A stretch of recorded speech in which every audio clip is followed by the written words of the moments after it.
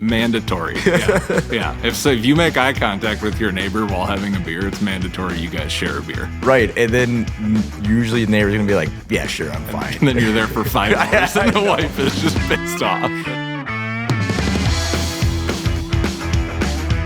All right. So Chris Kanan, the It's Mow Time guy. Welcome, man. Thank you. Thanks for having me. This is fun. Yeah, welcome to Midwest Legends. Thanks for the swag. I love the Midwest Lawn Club stuff. This is great. Fun? Yeah. I like the branding you do, and I was thinking about this. The fact that, and I'm not downplaying what you do, but it's like lawn care service, but you made it cool. Like, and I'm not saying that wasn't cool, but you made it cooler. We're talking about grass and Yeah. having some fun. Yeah, for sure. And that's just it. You're talking about grass, and you kind of have to make it a little bit interesting. Well, I would say that there's been decades and decades and decades where people have not made it real fun. So, like, you know, it's not. I don't think it's a safe presumption that it's going to be fun. So, credit to you for like taking it to a different. There we go. Well, I appreciate that. Yeah. Got your attention. There we go. You got my attention. So. And I think, the lawn care stuff you do gets a lot of people's attention. I was reading through some of the comments too, like on your YouTube. And the cool thing is, like, you're having fun and you do a good job with informational stuff. But I think we've seen, like, especially if you live in kind of the suburbs, I know it sounds bad. It's like, it's kind of cool to have a nice lawn, right? But not everybody knows how to do it correctly. And you've got the educational, like, here's what, if you got shade or this or that, right? Totally. I mean, that's just it, where you watch your dad or your mom or whoever it was, Right, your yeah. uncle or grandpa take care of their lawn, and Yeah. it was natural for them, right? And you just want to do that, and it's kind of keeping up with the Joneses, and Right. whether you want to or not, that's kind of status quo now, and here we are. But Yeah, well, and I think it's one of those, it feels good because a lot of us that in our daily life, we don't have much exposure to nature anymore, or even kind of hands-on work, right? Like me, like, look at, I'm a pencil pusher guy, right? Like, but it feels good, I think, with the lawn to actually do something that's connected to nature in some way. Now, it's a little bit artificial because you're you're making this lawn, but you're actually out, maybe getting dirty, maybe working with some tools, maybe sharpening some mower blades, like things that you probably wouldn't do if you didn't have a lawn. it's just busy work that just makes people feel good. Yeah. Right? It's an excuse to get out of the house with however many kids that are screaming inside. Yeah. Get some mental therapy. Touch grass, right? There's the reason that exists. So Yeah. yeah, it's great. There's nothing better than just in the summer mowing a lawn. Well, Checking out of reality for a little bit. and I've got a whole bunch of questions to ask you. And I was just thinking, too, I have seen, especially, I'm a runner, so I like to run a lot. And when I'm running, I get to see people's lawns, and I get to see who's doing it. And I've actually seen, now that I'm just like going through the Rolodex in my head of like lawns that I've seen some really nice lawns. And the primary caretaker has been like the lady, so, running it. So, like, yeah, maybe it was more of like at one point men were doing it, but I've seen some ladies with some pretty impressive lawns, and maybe they're up in the game. It's the class. I mean, let's just be real. They're just better at life than we are in general, and they let us know it. And now they're taking over lawns, and they're going to let us know about it there too. No, I mean, it's surprising. Like, after doing like a lawn care podcast and like a channel, like, you would assume exactly what you just said, that like, predominantly you're 90% male, whatever it would be, and that's just not the case. Like, my demographics are like 70% male, and then like the rest are female. Yeah. And then they're the ones that are most adamant on it. Yeah. Too. So it's actually complete. There's so many more than I thought, which is cool. I mean, it's awesome to see. Well, and I watching like your YouTube channel, what's really cool is now you can go to your channel and you can find out quickly, like, maybe you have a question of, because your grass is in shady areas, right? Or maybe the soil type or whatever. You can get some answers from a professional like yourself very quickly by just watching YouTube. And so maybe somebody that wouldn't want to do that in the past is like, I don't know, I'm just going to wing it. Now they're like, oh, I know how to do that. Like, I'll go to YouTube, I will find out exactly how to make this awesome lawn. And then, some people are just really good at then taking action and making it work. And, No doubt. And so you're leading the lawn revolution. Yeah, it's fun. It's weird, but it's fun. Well, and so I know a little bit, like, so you're from Minnesota, right? You got it. Where were you born, in Minnesota? I was not, actually. I was born in Boston. Okay. Lived there for about 6 minutes. All right. And then I came back to Minnesota. Okay. So I say I'm born and raised here. I'm one of us. Pretty much, other than that honest. initial 6 minutes. Yeah, exactly. But no, I've been to the Western Twin Cities pretty Sure. much my whole life. I lived over, I mean, I feel like we all lived by the lake at some point, but Sure. Grew up in Excelsior. Yep.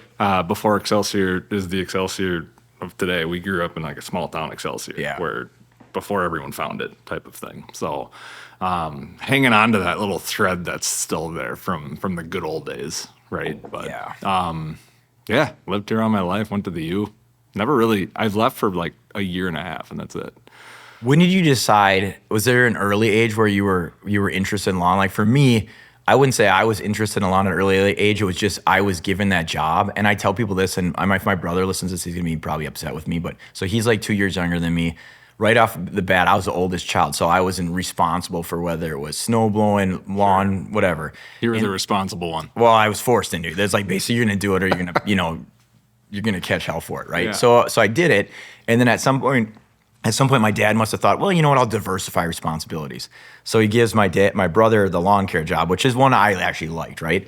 And my brother, and whether he says it's intentional or not, he just did the old, well, I'm just gonna like miss strips and things like that. And then that lasted for like one day, and then it was back to me. And I always wondered, I should ask him this, and he probably knows, but does seem a little intentional to get around the lawn.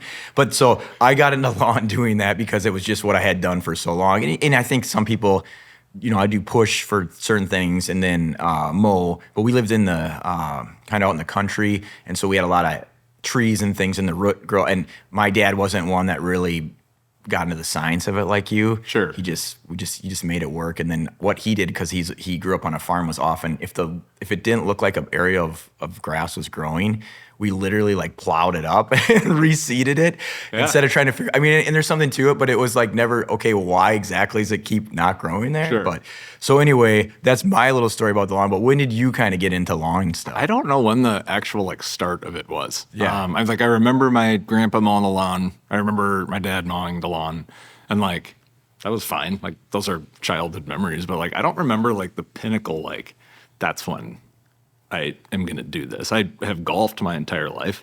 So I think that's maybe part of it of like, wow, it would be cool to have a backyard that looks like that. Why doesn't our backyard look like that, Dad? Or, something like that. But then as I got older, like middle school, high school age, played soccer too. Yep. So like I always played sport on grass. So like that was there.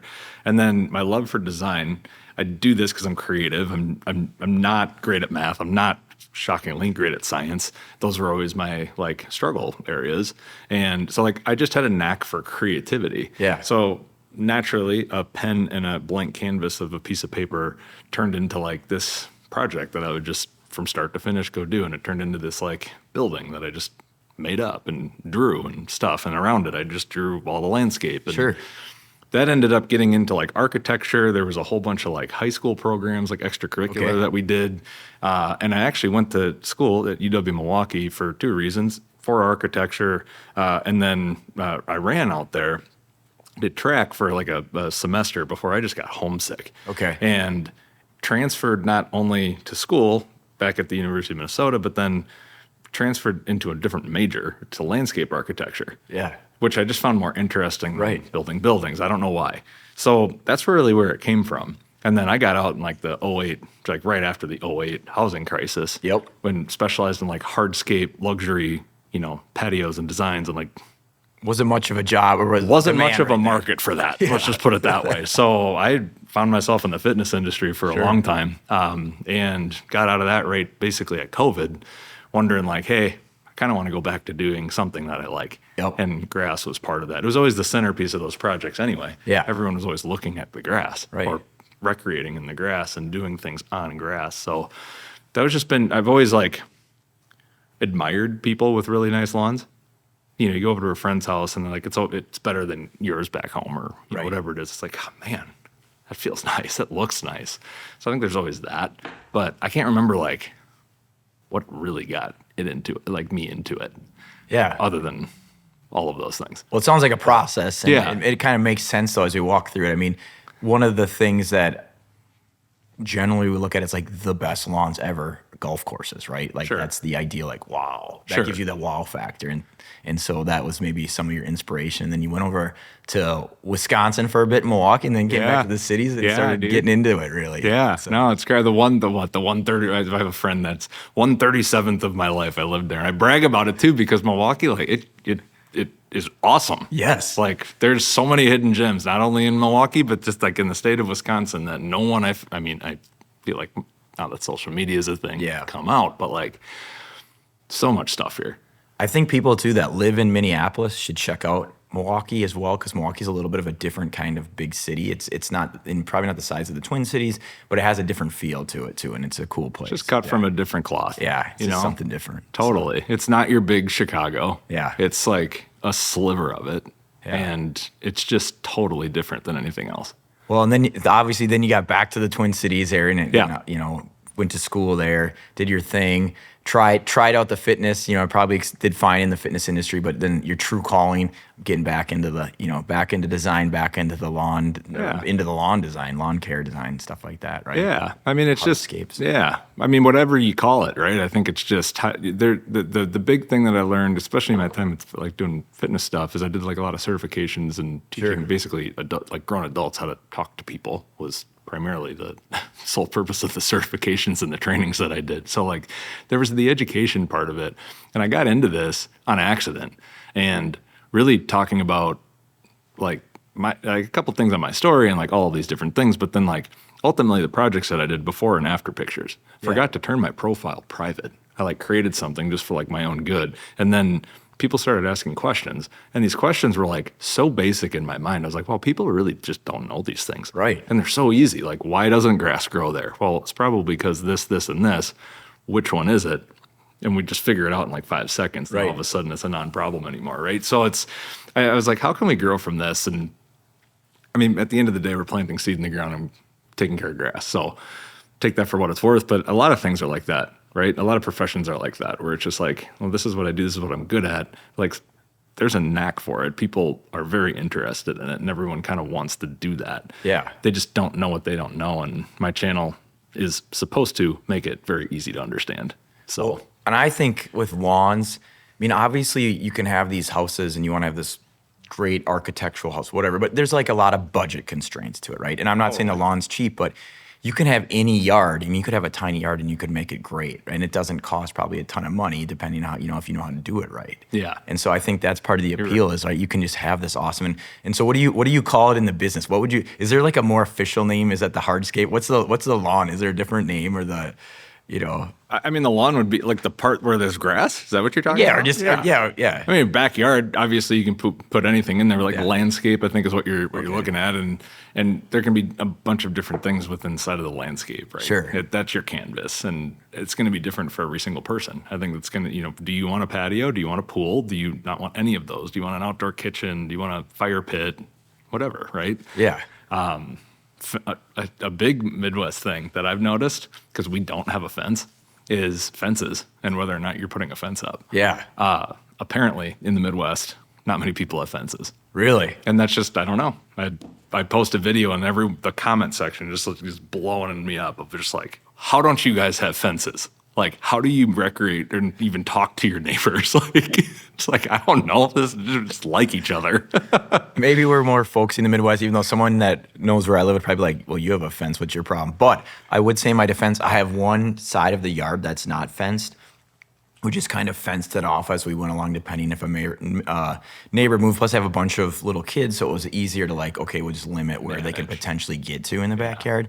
But I do think it's part of that, being able to just talk and walk over to the neighbors thing, and maybe that's a Midwest thing. And I think it is. Right? It's just like fun to talk to them. Yeah. I do think, though, even with the fence, like you can see, and I know this is like stereotypical on TV, but I know this from just having lived in the Midwest and lived with neighbors as often.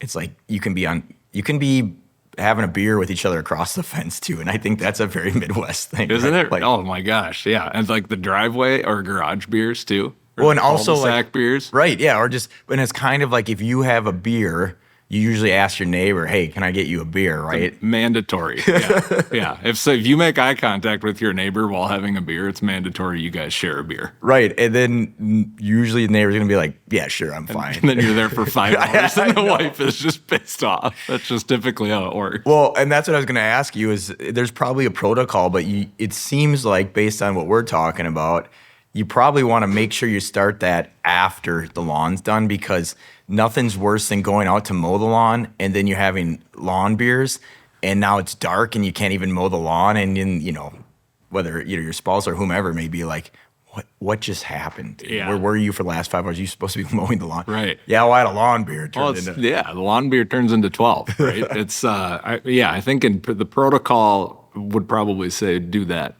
finish the lawn first.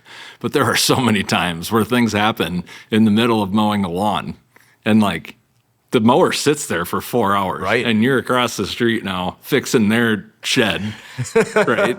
12 deep or whatever it is. You're like, crap, I got to go finish mowing the lawn. And then dinner's been on the table for however, that's a thing. Well, I think if like thinking this through, you're best to try to get your lawn started sooner than your neighbors because there's going to be some kind of lawn beer happening and you got to at least get a jump on it because you might get it done in time for lawn beers, but at least maybe you get a good jump on it, get halfway done. It's kind of like a competition too, right? You got to beat your neighbors out. To get it done first. Yeah. There's always the one guy, like probably named Brad, down the road who gets up at like 5 a.m. on a Saturday and pisses everybody off. So don't be Brad, but he also uses the leaf blower to like get the clippings and stuff off very early because he's gonna not only make sure it's done, but let everybody know that he's been doing it. I feel like I'm the leaf blower guy. I have like a persona, leaf blower Larry, and I feel like I'm that guy. Because like whenever I can do a leaf blower, I'm gonna use a leaf blower because it's just like this hack. I don't know, makes life easier. But with snow, with the leaves, with like anything, I'm always out. Oh, even with snow, you're doing the leaf blower? Oh yeah. Oh yeah, that's probably a veteran move. It does make sense because it's an easy way to get like that dusting off without having a shovel. So that's actually pretty efficient. One thing I was gonna ask you, what I've seen like an advanced move, but this is usually done by the pros, is and you probably know where I'm going. I've seen this where you're doing a standing lawnmower and leaf blowing and leaf blower at once. Dude, it's a bold move, but I've seen it done. There's a guy that does it in my neighborhood. He's a kid that grew up in my neighborhood, and then he started a business similar to yours. And he kind of made a brand for himself where he would just, and I don't know, we should bring him on here, but he did it for whatever reason, when he was maybe a teenager, he started doing it barefoot, right? And that's probably not like safe. the whole thing? The whole thing. But I don't know if it was a client of yours too? No, seems like he might be soon. He doesn't anymore. Though he got older now. I know I've not seen him barefoot, but I don't know if it was almost like either he just liked to be part of the grass, or he wanted everyone to know like, I love your grass so much that I go around barefoot. But he's the first guy that I saw just totally rocking stand-up mower and blower at the same time and fast but accurate. So that's, I mean, you can probably do that, but I could not do that. You can't? Like not the way that you're seeing, not the way that you're saying, because I've seen those guys. Yeah. I mean, those guys do every lawn, every hour, every day. Yeah. And like some of the stuff that you see from the commercial space on this, it's insane. Like they like some of like the people who are just a little bit rough, cut around the edges. It's like, probably giving you a call at some point in your career, but it's like, that's smart. Yeah, I mean, he's trying to get as many lawns in as possible, probably keep his pricing down, whatever, but he goes pretty fast and he's doing two things at once. And I've always been amazed by thankfully I haven't seen him wipe out, but he's definitely going fast and he's doing barefoot too. Well, not anymore. I don't know when that changed, but it did for the longest time. Well, one, the adult in me, but two, because I'm thinking this guy's like a teenage guy and I'm like, somebody should tell him, but I didn't want to, I figured he had a method of the madness. But also the lawyer in me was like, that just is not safe, man. Like, you just put boots on. I mean, at the very least, tennis shoes, but put some boots on if you're doing that. Like, I just don't, you got a lot going on and you're going, doing two things at once. And there's a lot of blades and there's wheels and there's all, and you could tip. I mean, he's at the minimum, put some crops. Look like you're trying. Yeah. So it sounds like maybe it's not everybody doing that, but there's a few people out there, whether it's the right or wrong way. I've seen it. The other thing I was going to ask you too is and this is more on the fun side of lawn care, because we'll get in some of the professional stuff that you do, but I was over actually at an influencer's house and her husband was out mowing and he was kind of doing the typical mow thing, like talking to neighbors, but he was doing a pretty good job getting some beers down while he was doing the mowing. What's your recommendation on that? Cup holders are there for a reason, Yeah, right? there I you mean, go. I mean, you got to if you have a tractor or zero turn, there's a cup holder there for a reason. So, It's not just water. I mean, you're not on the roads, Yeah, right? very true. So, whatever. I mean, obviously, when you're mowing, highly encouraged to have a beer. I don't know if you can say that. I can say that. None of the operating manuals are going to say that, Right. But I feel like they go hand in hand. Well, I do think the one thing that I think it probably adds to the atmosphere and enjoyment, a cold beer outside mowing the lawn. But what I've also seen is it does usually lead to the lawn beers, because what happens is, and maybe it's a signal, it's like the bat signal. It's like, hey, I'm not only am out here mowing, but I'm open for conversations.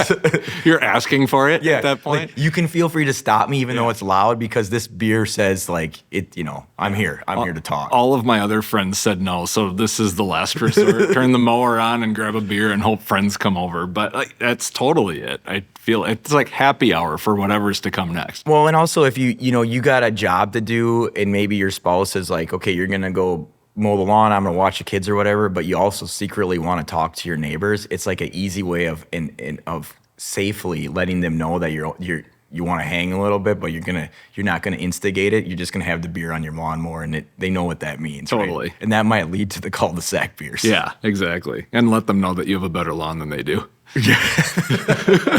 Then you get into the lawn talks and Yeah. the competitions. Right. Yeah, I saw a video too where you guys there was some gentlemen, I think I know who it was, but they were sitting in a cul-de-sac, like watching you mow, and they're just drinking beers. I mean, is that kind of, do you just bring the crowds in when we're out mowing? So it's funny. I don't, but it's like I mean, don't get me wrong. It's more so the kids that like stop and watch, because I have a putt. So not many people do this, and I would not recommend the average person doing this, but I built a putting green in my front yard. That's something a psychopath does, right? For the amount of work that takes to go do and blah, blah, blah. So, Or you're a genius. one of the three, right? Carry one, but the kids who drive by, like after school, like after the bus stop and all that sort of walk by, those are the ones that typically like crowd around or will, ask to putt or do anything like that, which it's always a yes. But like that's one thing. But after we posted that video, I know exactly which one you're talking about. We were down in South Carolina and doing a film shoot. Those were the two other hosts on my podcast, the Dad Bod Lawn and Rooted Lawn Co., along with myself. And then we were watching the Lawn Dad. So he was based in South Carolina, moved up to Michigan. And it's just your stereotypical thing that we were just done talking about, right? One person starts mowing, and then one lawn chair after the other. Hey, what are you doing? Hey, dude's mowing. Cool. Here's a beer. Let's watch. It's just like we as men, we are simple creatures. And it was funny. Like we made that video in probably 10 minutes. Yep. Not expecting it to do really anything. And by and large, our most popular so far. It's just every single time it goes. Every variation of it goes. And it's proving to the fact that that's what people do. And it's just like men are simple creatures at heart. And we just like simple things. Well, I think it's funny, but it's like, it's relatable. It's like, yeah, that could act. Well, I could see that happen. Totally. And maybe that might be an ideal, Saturday actually. Yeah. So, yeah. So one of the other things I was going to ask you about, so obviously you're on, you've got podcasts, you got YouTube, all these things where you're actually putting together clear information on questions about lawn care, lawn maintenance, growing lawn. What do you do besides that? I mean, I do content for a living. Yeah. Right? This is what I do. And I teach people in more of a consultative role than anything. I think that's where the education and YouTube and content comes in. Sure. Right? Toyed around with the service model of actually going out and doing this. I do it's a series on my own channel called Mow Time Makeover. Yep. Where I will go out and largely as of late for charity events is typically how one would get one of these. It's nothing that I really like charging for. It's stuff that I like to give away because I like to give back. That's a huge part of what I do. Sure. But Mow Time Makeover, it's, you've seen the satisfying like overgrown lawns that, other people have done, like Spencer at SB Mowing is a big one, down in Missouri or Kansas. I can't remember exactly which one, but like he's mastered that. And then like hour-long videos of him just like cleaning up a yard. And, like, everyone has seen his videos. Yes, I've seen those. Where mine, it's more like, how can we kind of combine the two where it's just like, this is just a rough looking yard. Like, honestly, it looks terrible. How do we flip it? Basically, kind of like a, Renault 911 or whatever you would inside of the house. Let's maybe do that on the outside of the house for the yard and really make it kind of that focal point and get that huge like before and after. So like we've done that.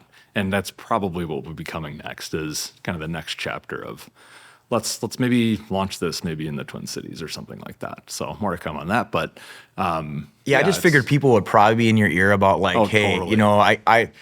I really love what you do. Can I hire you to do my lawn, right? I mean, that's got to be. The inbox is flooded. Yes. And like for good reason. I think there's a population who wants to do it themselves, but then there's also the population who's like, this is really cool. How much am I paying? I'd like you to do it. Yeah. Yeah. And only you, not like someone else. I just want you. Well, if you do that, I think you should put in the contract, there may be cul-de-sac beers and lawn beers going on while I do it. Just don't be alarmed. That's just how I roll. Yeah. Mandatory. Yeah. Cul-de-sac beers for sure. So, but no, I never got into I mean, I did when I was like working in the field, obviously, like working for a company, but then like that always came with like doing Christmas lights and snow removal and like props to everyone out there in the commercial space, probably listening to this podcast, doing an all-nighter plowing snow the winter that we've had so far. It's like, I don't miss that. Yeah. So, and this is the winter. Like we have a winter right now where this is where those guys make hay, but they're just going around the clock, snow after snow, and obviously they want to make money and do their job, but it's like it's always kind of feast or famine on those things where they just go. It is. So I mean, and I've got 2 young kids too, so I think like in a different point in my life, I probably would have at least started that, but I'm coaching kids sports, and we're either at a basketball court or a soccer field like 4 days a week, depending on the season. So 4 or 5 days a week. So well, that's fun to do, and I mean, you put yourself in a position where you're helping people out. I mean, I was just curious because I figured there'd be people when you said like in your inbox, they're like, I want you to do this. How much? Totally. Like, well, but I do think, as we were talking about before, I was just surprised you didn't have a side plow business because almost every lawn, anybody that I know that's been at least in the Midwest, obviously the areas we don't get snow a lot, that's what they're doing when it's in the rest of the year when we're, subjected to the cold and snow. It's a quick buck, that's for sure. It's a quick buck. It's not easy though, right? Like you said, it's not. It's long nights if you get any kind of night. I mean, it's basically you just plow and plow and plow, and one iron at home. Yeah, right. It is. It's right. Like just sleep deprived up for 48 hours straight sometimes. Yes. And then you get done and it snows again like 2 hours later and you're back at it. Just never ending. Yeah, I mean, just props. Yeah, I know. When I see those guys out plowing, and I'm just like, I know the hard work they're putting in, and they're just fueled on hopefully some coffee, and just hope that the snow will stop at least so they can get some sleep and then get back at it again and this is kind of winter where it just keeps snowing every time I think you wake up. So I know we're due. Yeah. We deserve it. Yeah, we are. We need some of it. I mean, some of the lakes up north and things, we need a little bit more snow melt this year, so that hopefully that will help with having some snow melt. But that's one of the things. And you probably have a video on it, but I've heard different conflicting, points of view and information, but what's really the best way to get your lawn, at least in the upper Midwest where we are, Wisconsin, Minnesota, I guess, but you could even say Iowa, as far as ready for the winter? Like, what would you say if you had a top things to do or not do? Yeah, I mean, I think the top thing to do, there's a couple things like in the fall, like early fall, like Labor Day, we like state fair season time. Like that would be probably the prime time to like get your lawn prepped for the next year. And we're talking seeding projects. It's contrary to what you might think. End of August, beginning of September, you're saying? Yeah, okay. Kind of as the temperatures in the soil start to kind of decline. Yep. That's a popular time to like seed your lawn, and that way the roots have enough time with the summer stress not ahead of it, right? You have winter and the dormancy period to kind of let the roots, kind of do its thing, and then in the springtime it'll come and really flourish. But like the most common thing that I see is not mowing your grass low enough or not taking care of your leaves. Sure. I think, that's just pure laziness from people. And like, I get it. Like, I've been there. It's just like the constant battle of like, right. It's like the snow thing, right? Right. It's snowing again. It's like, God dang it, the freaking leaves are, I just cleared them and my lawn's full again. Yeah, because they may come from a neighbor's tree too, right? You That's think just you got it. your stuff done and it blows over. You almost have to be the last person on the Yeah. block to do it right. But so I totally get it. But there's so many problems where a full blown like leaf pile or like a thick layer of leaves on top of longer grass will create kind of a snow mold issue. There's Yep. different funguses and things like that we won't get into here. But come spring, it might look like there's a bunch of dead patches on your lawn, and it'll grow out with time. But like it looks very rough. And if you don't do anything about that, it can be damaging to the lawn. So everything that you just did in Labor Day, well, now is damaged type of thing. So I think that's like part of it. And then most people get fertilizing wrong. They apply the wrong thing all year long. They misapply it, Sure. the whole thing. But the number one thing, it's just self-inflicting wounds on. Honestly, a lot of big box marketing is just not great advice with lawn care. Seed being probably the I've seen biggest that one. in your commercial, or your not commercial, but in the videos you do where you show like when you get one of those seed packs from a big box, all the like fluff that's in it, and then you can go and get an actual like, how much you're paying for the stuff that you maybe you're not really getting the seeds you think you are, and then you were showing other options where you're getting all seeds and Yeah, I mean it's like this in like I think of it like in dog food or cereal too. Like Yeah. for the normal person probably listening to this, where it's just like there's just a bunch of filler Yep. in there, and seed coating is part of that. And I haven't been convinced whether or not that works or not Sure. in comparison to just plain seed, but It's not enough right now that you would recommend it, like the seed filler. well, you're paying for the seed coating. Yep. Right? And it's the same cost as if it's 50% seed coat or filler or whatever it is. Yep. You're paying almost the same amount, if not more. Okay. The way that big box marketing is for clean seed versus pure seed, and it just works the same, if not better, because it's just you're getting more bang for your buck. That so makes sense. That's a whole episode within itself. I know, I know. I'm just but touching yeah. on the surface Yeah, of things that you yeah. could go very deep into. Totally. About. I was just to give people, like a quick, at least 10,000-foot overview when you're getting, because we have this winter, and the problem is winter sometimes sneaks up on you really quick, Totally. right? But if you can, you're saying get rid of the leaves and then mow it short enough. Is that get it short? Yeah, get it short, and you'll probably have less problems in the springtime, Yeah. for sure. I mean, as you know, in kind of the upper Midwest, the problem that we have is one day it looks great, and you're like, I'm going to do that next weekend, and then the snow falls, and, Yeah. and then you just deal with the consequences because there's really nothing you can do at that point. So, But at some point, you got to remember we're talking about grass, right? So like some point, like you just got to close her out. Right? That's true. So it's like I think this year was one of them where you had the leaf thing, like the leaves kept falling, and then like we were due for like a cold snap. I think it was like the week after Halloween. I was like, I got to get this tractor into storage. Yep. Right. So I was like, at some point, I'm just giving up. Yep. You just give up for the year. It's Call just- it a it's day. time, Kick your yeah. feet up. You do the best you can, and then you're just gonna Exactly. you got to Nothing's- roll with the weather. Nothing's gonna be perfect. Right. So Because you're like a yard professional and you've seen you've seen the best, right? Not just basically a golf course, but things maybe even your own lawn. Sure. Do you ever, when you go past the lawn, are you kind of like seeing someone going like, I absolutely know the problem with that. Like that lawn should have been fertilized. That lawn should have been like, does that come to your, is that, I think you just look at them and just say like, hey, that's a super rough lawn. I bet I could fix that. Because like, unless you're like really up close, you don't really know. But like, yeah, there's not many lawns that I would not be able to. fully right. work You on. you just see it as an know what I mean? opportunity. You're like, if that was my lawn, I could do this, this, and this, and this, and Totally. this, and if that, I get it. So you just kind of like, I know what I could do to that. Like you're not Yeah. judging it. You're just more of like, I could see the opportunity, and here's exactly what Yeah. I would do to take care of it. Yeah. And then I think most people are just like, they've given up. Yeah. And they shouldn't, because like that problem of why you've given up is probably something you've never thought of, and it's way less serious than you probably think it is. Yeah, I think it's just like anything, as well as if you have a little bit of knowledge, the amount of effort you need to put in is much That's just it. easier, right? Because it's not like a trial and error. You just Yeah. go to your YouTube channel and you're like, or you just, somehow, get in your inbox and get you to answer. Yeah, which like it's Emergency 911 lawn issue in Excelsior, Minnesota. Stop by. It's crazy the amount of people who have that opinion and have tried that, where it's like, I thought I gave up. I found you somehow, don't know Yep. how I did, and I tried exactly what you said and it worked. So thank you. Like now I'm back into something that I enjoyed like 10 years ago. And like it was just a light bulb moment. I think it's if you can, because lawns are fun when they're fun, but then sometimes, right, you get to that dread of it. Now I got to do it every day. It's kind of like sometimes when you get your first snow and it's like it's fun to shovel or snow blow, but then like 10 snows and you're like this what Over it. right Yeah. over it. But I think if you see, it's like anything, especially for lawn, if the lawn's actually getting better and it looks nice and lush and all that stuff, right? You're like, oh, you can convince yourself to go out there again. But one thing I noticed too on one of your videos was the fact, like, you showed 2 lawnmower blades, which was crazy because I know like when I grew up, we did it like once a year. We would, and it took a beating because we were in the woodsy area. Like there's just trees, everything.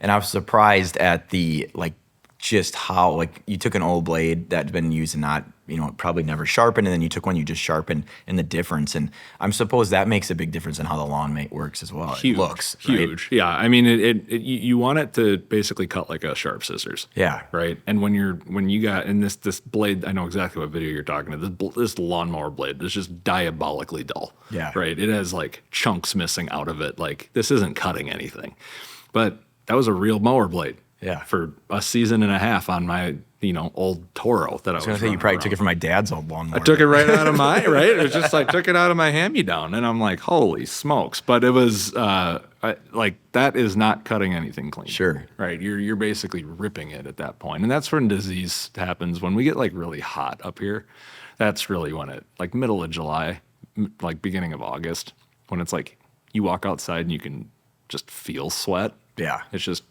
the air is very wet. That's when a lot of problems happen. Well, and that just brings up something I know, and I apologize, I don't know this, so don't make me, out to be a lawn fool. But I saw that you have this thing that you use when there's like the fresh dew on the lawn. Oh, that's so. What is that, and what is the purpose? I did that to trigger the internet because that's fun sometimes. I was just in one of those, triggering the internet moods. But it was so I used a lawn leveling rake, which is something that you would normally like.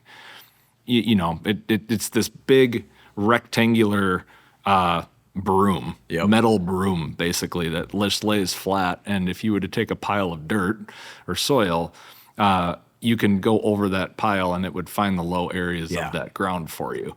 But what it's also really good at is triggering the internet and getting all of the dew in the morning off of the lawn, which everything we just talked about in the hot summertime, like you want to get, no normal human being does this, but if you look at a golf course, they dew whip the greens. They take a hose, or they do this too, where they roll the greens, or they take the hose or just a giant rope across one side of the green, go to the other side of the green, and go over it, and get the dew off. It just minimizes risk for more disease to happen. Gotcha. A normal person, if they have their irrigation on, that would take care of it. Okay. That kind of thing. But yeah, it's very satisfying. I know. It was interesting. It did look satisfying, but I needed to get the kind of the why behind it, and the information. Yeah. Because I watched that and I'm like, oh. And then I thought, man, is there something that I don't know here and then I was even hesitant to ask you because I don't want to be outed for a lawn fool, but it's fun. And it's like, it's kind of, I mean, this summer was like the summer of corn sweat. Like it was the first time that a lot of people have ever heard that, and it's been this thing forever. Yeah.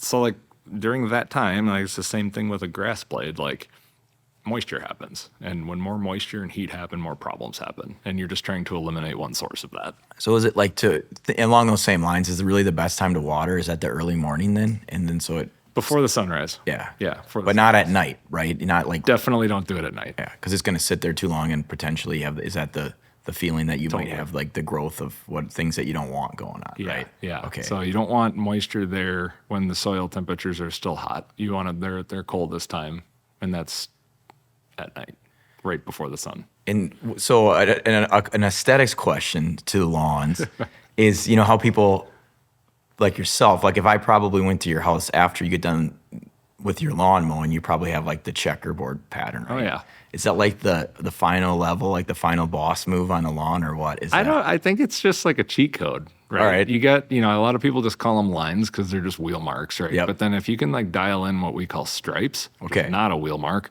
where one grass blade is darker than the other. It's just contrasting, bent over different ways, and based upon the sun hits it, that gives you that contrast. So like you can tell who knows what they're doing based upon where those are in your lawn and stuff. But like, yeah, it's just like an added flex. But I mean, like I grew up It's a lawn flex. I grew up at the ballpark, so it's like soccer fields and like all of these things. So I'm just like, it looks like that. Is it necessary? Absolutely not. Sure. Right? I just like the way it looks. It's cool. And for me, I've got 2 young kids, so like I'll stripe it and it acts like a football field. So then we've got yard lines now. Yeah. So They probably think it's pretty cool. It's very rare that I've seen one in person, like my neighbors. And so then I always think like if somebody does it, that's kind of the next level up to like show you, hey, I'm the lawn boss of this. I'm the flexing and this is my neighborhood for lawns. Like no one is above me in the lawn game here. So maybe that's what in your neighborhood you're. I don't know. I feel like I don't know if my neighbors love me or hate me. I can't tell, but it's just fun at this point. Well, you do have a putting green, and that's the fun part. Yeah, that's pretty cool. That's the fun part. So. What would you say? And I because this is the Midwest Legends podcast, so and we obviously like the Midwest Lawn Club and all the Midwest stuff. The fact that you grew up mainly pretty much in Minnesota, born and raised in Minnesota for the most part, right? And then went to Milwaukee. So you've been in the Midwest, mowing lawn, doing everything in the Midwest. So I just like in general, just talking with someone from the Midwest about what we're talking about, a lot of stuff that kind of Midwest lawn, but I like to get some Midwest stories. So I'm trying to think. One of the questions I always ask people is, like, what's the most Midwest story that you can remember? It's something that's just stereotypical Midwest. And some people are like, well, what does that mean? It's like, I think most of us in the Midwest kind of know when we hear Midwest. Yeah. Sorry, we've seen it. Yeah. So if you have one, even if it is or isn't related to lawn, I'm just curious. I put you on the spot. Yeah, no, I don't think anything that related to the lawn, but like I don't know if there's necessarily one, like, because I got that question in kind of like our pre-show notes or whatever, and it was like, I don't know if I've got one. Yeah. Right. But like the one thing that always just comes to mind when you think like stereotypical Midwest and like vibes, Sure. right? It's like you have your dive bars. Yep. You have like there's nothing better than people watching at the state fair or Summerfest or like, you know what I mean? Yep. Going up to some of the games at the tailgate and like all of those things. But it's like there's nothing more, I think, Midwest than just people watching people. And you know exactly what I'm saying. Like everyone has their like depiction and memory of that. When they're just walking down the crowd and you're like, something that you have to do a triple take of, just like, that's real life. This is happening right in front of me. Well, I would tell you that hopefully that you don't see my family and think anything too crazy, because I put up a picture of like, now he's 8 years old. He might have been 6. We're at the Minnesota State Fair. And so we're at the State Fair and there's like, one of my kids has no shirt on, just like eating this corn dog. I'm just like, decided to take a picture. I'm like, this is, when I roll into town, they're like, oh, all the, the Wisconsin hillbillies are here. Yeah. And so you're probably like, man, those people are weird. But it's like, wait a minute. Oh, that's Russell Nicolet's kids. But it is fun. I do think people kind of let down their hair at the state fair too, because of, it's just like the people and not everybody, but some people just go all in and like, maybe they're not eating healthy in general, but at that place, they take it to another level. I try to like play it in between, because I'm also like, I try to eat pretty healthy. I like to run and stuff, so I don't like set myself back like 3 years. Right. But also I'm like, all right, safe fair, so I'm going a little. Yeah, you gotta live a little. I'm gonna have like a donut. Right. Here. I'm gonna have a corn dog. I'm gonna have something deep fried. and then I'm gonna find something deep fried, something that's crazy that's probably gonna take a year off my life. Right. But it was worth it. Yeah, it was worth it. It's a state fair, man. So worth it. But yeah, I hear that is pretty Midwest. I mean, I think I've never been there, but I think Iowa has this big state fair too. Have you ever been to that one? I haven't been to that one. Yeah. They keep talking about it. I know. But it's just like ours is right here and it's way better. I've been to Wisconsin, the Wisconsin State Fair. I've been to the Minnesota State Fair. I've been to some of the smaller fairs that, for the county fairs in between in those two states. But I've heard about the Iowa one. Which like county fairs are awesome. They are. They are awesome. And the fun thing is, depending if you're from that county, it's almost like a reunion of people, right? Oh, totally. If you go to the Minnesota State Fair, you may run into some people because everything, it's such a small world in the Midwest, right? But if you go to a county fair, you're going to run into so many people Oh, it's crazy. Then you might end up having a lot of beers too, because everybody wants to, you might not have seen one of your buddies for 10 years and now they're excited they're with their friends. The next thing you know, you're having some beers. Right. And some food on a stick. I know, right? And I feel like some of those county fairs too are like, it's almost more fun when you're like not even from the area. Sure, yeah. I've done that too. We did a golf tournament and we did the whole like let's go down to the county fair. Yep. Because it happened to be that weekend. And dude, it was wild. Like, Yeah. those are the times where it's just like, this is the nights that you'll kind of never forget type of thing. Yeah. The only thing I worry about now, and not so much at the state fairs because they're a little bit more regulated, but the county fairs are some of the rides there. And like, because of the lawyer in me, I'm just like, and the things I've seen. And then also when I was in college, one of my buddies worked for, I won't say what company, but he worked for one of those ride companies. And knowing like the lack of training that they had and the way they just rolled into town and put stuff up, it was, I mean, I'm amazed that, and no offense to you folks that are in the ride industry and stuff, but when they're slamming these things on semis and going, county fair to county fair, and sometimes you wonder the amount of oversight and maintenance. Now, the Minnesota State Fair, like they have a whole thing that regulates this for the most part, as far as I can see, because it's different. But when you go to a county fair, they only have so many employees anyway, and and they're going to be packed up. And came in on a Thursday and going to be out by Sunday, whatever afternoon. So I always get a little bit nervous, like you see things like the zipper and this stuff, and every once in a while you hear about it. But I mean, generally speaking, just don't hop on things that get packed up on a semi. Yeah, but like it's hard to tell my kids that they're Oh, I know. So they jump on it, and then I'm just the whole time like, oh, I can't even look right now. Is the ride done? All right, let's go.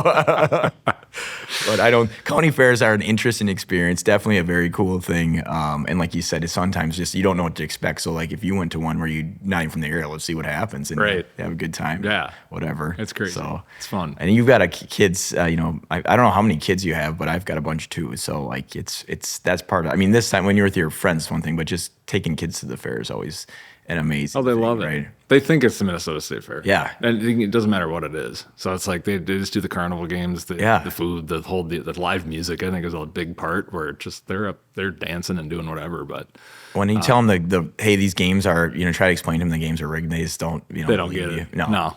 But what I've seen, at least in Minnesota State Fair, is a lot of times they'll give kids a prize. I mean, the prize costs maybe 50 cents, but I thought that's kind of nice. That's just because you just gave them 103 minutes. There's truth. Yeah. I mean, I've probably bought that thing like 1,000 times over, but the kids don't know that, right? No. But they walk away with some like, I don't know, $1 cost of like this, basketball, right? But for them, that's like the biggest win, and that they're never gonna, and that's probably that's part of the marketing of the state fair, because for the rest of their life, they remember when I won that awesome basketball, and then when they're an adult, I'm like, yeah, we spent $1,000 on that basketball. You better have won one. One of the guys, I will never forget this, and just like the look that he gave me afterwards. And I can't remember. I think this was just in the Chanhassen like 4th of July thing, but like we went there, and it was one of those like huck a baseball at the glass bottle. Yep. Games, or I think it was, and no one got it, but like my older son just ripped one, and it hit it square on, and it didn't break. And the look on his face was just like, what? Like, it's supposed to break? Like, I hit it dead on. Yeah. And like, it caught the guy off guard too, because he's just like, that was probably supposed to break. Like, you just ripped it. But it was like the tequila bottle, you know what I mean? Where there's like money inside of it. Sure. So it was like kind of hard to break. And I'm pretty sure that they just gave him kind of a participation, award, kind of like what you're talking about. But it happened to be a trumpet. Like a plastic trumpet, basically a giant noisemaker. And the look that he gave me as he was handing it to my son was like, yeah. There you go. Gotcha. Good luck with that. Yeah. I was like, God. Ride home's going to be real fun for you. And then when you try to get to sleep tonight, then that's when the trumpet maybe disappears by the morning. I was about to say. Didn't you leave that at the fair? I haven't seen disappeared real fast after that. All right. Well, what is, like, because the Midwest legends, who's a Midwest legend? Someone that you think of as a Midwest legend? Oh, man. I feel again this. So I have one, and I feel like it's everyone's grandpa. That's mine. My grandpa. So in Excelsior, he lived there before. Like I said, got kind of to the Excelsior as we know it today. He ended up owning a supper club. All right, and it was called the Bel Air. Very Midwest supper club. Yeah. Well, I don't know if this closed before I was born. So like, I don't know exactly what this was. Sure. But it was like a membership base, like it was called the Bel Air Yacht Club, which sounds bougie. Yep. But I don't think it necessarily was. It was like what we know as a supper club today. Sure. Is what I think it was. And you could rent a locker to, store a bottle, come on down there, There would always be live music. He'd be family run, basically, like just happened to be on the lake, right? And then he owned a couple other restaurants as well, and like very just much blue collar. Yeah. And everybody knew who he was. It was him and his brother. My dad worked there. My aunt worked there. It was everybody.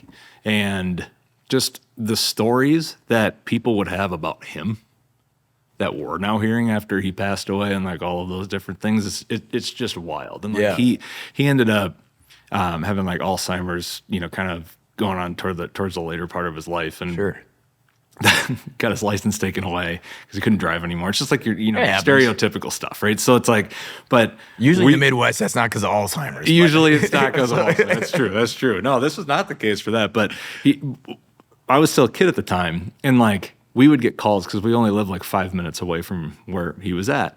He'd had this routine. Somehow he found the keys to his car, and he would drive his car down to the bank, and the bank would always have those like lollipops. The bucket of lollipops or like the candy or whatever it was.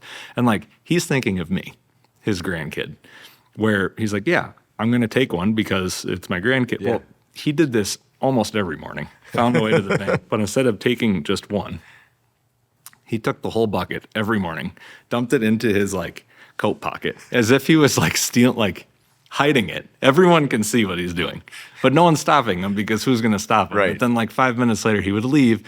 Hey, Grandpa's just walked out. We need someone to come get him before he gets too far away, type of thing. Like as if he walked out of the bar with like blowing a plug through type of thing, which is just, he didn't drink, but it's just like, it was just wild. And like some of the comments, I don't know, there's not one specific story or anything, but like he was the cook of this restaurant. Yeah. So like cool. like the food that we got was just unbelievable. Lebanese background. So just like all of the stuff. Yeah. Right. All of your non-traditional Thanksgiving or Christmas meals or whatever it was. Like that's what we had. And it was just fun. And now that he's gone, it's just like you constantly hear more and more stories. Right. Yeah. It's like now you get to, you're learning a lot more and you're like, wow, that's pretty legendary. Or you just can't stop but just laugh. Yeah. You know? And I feel like that's so many people's grandparents around here where it's like they're like they came over from, you know, on the boat from whatever. And like they carved their path and carved their way, landed here, and it's just like it was just such a more simple way of life back then. And, you know, you start your own business and you make it work, and you get your family members. Like I know how that goes too. You get your family members involved because they're the ones that you trust to help you, and they do a good job. And you also enjoy working with your family. I mean, there's always ups and downs, but totally. And then he just makes a go of it and starts a supper club and has other businesses going on, and then infuses like his heritage and this is hard work, and then now you get to hear the stories. It's like I think it's the same with my grandpa. I wish I would have. It's hard you don't know that when they're still alive. It's like you'd love to just like have like how we're doing a podcast and like ask them all these questions. Oh, for sure. Start, like, oh wow, I didn't know that. And just to be an adult and ask the questions. Yes, right. Yeah. I think, oh man, that would be awesome. Because you think, really cool. I mean, you probably heard this too, either him or when he was, still alive and you're a kid.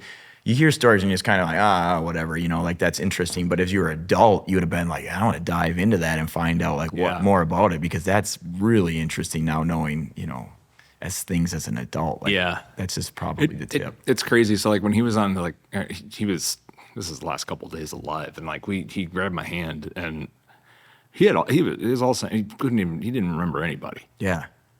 But the last day, he grabbed my hand, gripped it tight. I'm surprised I don't have like a mark still from it. Just like I was like, he's not letting go. Yeah. But it's as if the Alzheimer's just went away. He told me stories from basically his life story. Really? From 18, how he got here, my dad's story, my aunt's story, like the whole thing. And I'm like, and I wish I was just in awe at the time. Like I didn't retain like half of it. Sure. But like, I was just like, is this real life? Like it's crazy. It's just crazy how that stuff works. But like, totally, if we could get another just day or two, that would be amazing. Well, and at the time, you're just in the moment, you're present. You're not thinking like, I'm going to remember this so I can tell, my sons or my, whomever, my siblings, whatever. Oh, and that's later you're like, dang, I wish I would have like at least maybe just written them down really quick after, like made some notes so I could remember these things. Oh, and like, now this is popping up too, because like I had this funeral. Here we go. So it was a winter funeral. Yeah. So then, of course, it was the biggest snowstorm of the season. like the day of his funeral, and like the hearse got stuck. The hearse got stuck. So The Minnesota winter strikes back, right? we're out there pushing our hearse in the middle of a cemetery up the hill to the graveside. I'm just like, oh my God, this is so totally him. But and he's just looking down, laughing. That's like a Just Midwest laughing. legend. Even to get him to the to the graveyard, you guys had to push the hearse through because of the snow, right? Like that's pretty wild, man. Oh man, yeah, I completely forgot about that. But yeah, that's how things work. Yeah, that's it how is. things work. It man. is. Well, it sounds like your grandpa was a legend, man. So that's pretty sweet. But It's a good dude. yeah, I think, I mean, I could ask you a ton of questions. I think we've been here probably for an hour, so I appreciate it. There's so many things I want to know about Mo, and obviously can check out your YouTube channel, your social media. You got so many things, a podcast going on. Yeah. I guess the last thing I'd say is what you were talking earlier. Do you have plan? What's the next plan for you? Like, you got anything in the hops or the works or what? Yeah, I mean, there's always something in the creative world, right? Yeah. So I think there's a few irons in the hot, in the fire, as we like to say, and they're big ones. I can't necessarily say them here, but in this spring there will be two big things coming up. One of which is with our podcast. We're going into our 5th season, as we know it. It's called the Lawn Feed Podcast, so go check that out. And then the other is, I kind of hinted at it earlier, with makeovers and stuff like that, but something, it's going to be a little bit different, but two big things are going to happen. I'm excited. Two separate things. And then, just a whole bunch of dad HOA related content. That, the fun stuff that you want to, consume on the internet. Which everyone can relate to and never stops being funny, unfortunately, Yeah. because that's how the whole thing works with the HOAs and the neighborhoods and just being a dad. Just poking fun at ourselves. Yeah. And us dads create situations that are pretty hilarious in general, and we walk into things, and it's funny because we've all had dads, and we've seen the things that they did, and we're like, oh, I'll never do that. And then when you're a dad, you're like, Turning into my dad. did I just do the same thing? It's like, if you've ever seen this stuff online where, you start getting you get the khaki shorts and New Balances and then the high socks, tucked in shirt. Yeah, walking out with the crew. Like, he's walking out with two, I think he had twins. And so this is Josh over in Michigan. I know this guy very well. He's very funny, but he just walks out with his newborn. Yep. I think they were twins at the time. And the whole get up, where it's like jeans, tucked in polo, knee highs, New Balances. It's just hilarious. That's when you've made it as a Midwest dad, right? Figured it out. Yeah. Somehow. Well, I'm excited to see your content. I'm excited to see what you're doing. I appreciate you being on the show. I think that I'm going to have you in again sometime and pick your brain more on some Midwest lawn stuff. I'll have to do that. But anyway, well, thanks for being on the Midwest Legends podcast. Thanks for having me.